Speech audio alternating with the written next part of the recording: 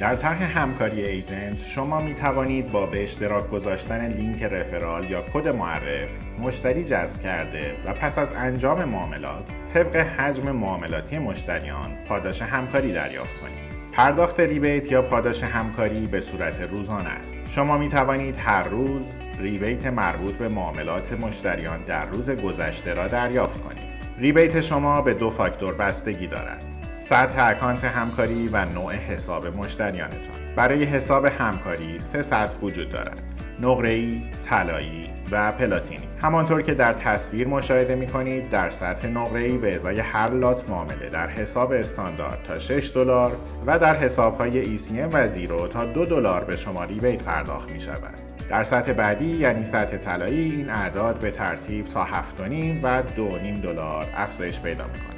در سطح پلاتینی که بالاترین سطح است، این اعداد برای هر لات معامله در حساب استاندارد تا $9 و در حساب‌های ECM و زیرو تا $3 است. همچنین برای ترید بر روی CFD ها شما می توانید تا $4.5 ریبیت دریافت کنید. سطح حساب همکاری شما در هر ماه بر اساس حجم معاملات مشتریان روی جفت ارزها و فلزات و تعداد مشتریان جدیدتان در ماه قبل تعیین می شود. برای مثال اگر در ماه گذشته شما 5 مشتری جدید جذب کرده باشید و حجم معاملات مشتریان شما 301 لات باشد، در ماه جاری حساب شما در سطح پلاتینی قرار می گیرد. برای فعال شدن حساب همکاری کافی است 3 مشتری جدید داشته باشید که حداقل $100 بالانس داشته باشند و هر کدام 1 لات معامله انجام داده باشند.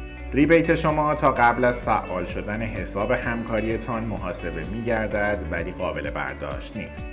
زمانی که حساب همکاریتان فعال شد، این مبلغ قابل برداشت می‌شود و بعد از آن می‌توانید روزانه ریبیت خود را برداشت کنید. از تاریخ ارجاع آخرین مشتریتان 90 روز فرصت دارید تا 1 مشتری جدید معرفی کنید و حساب همکاریتان را فعال نگه دارید.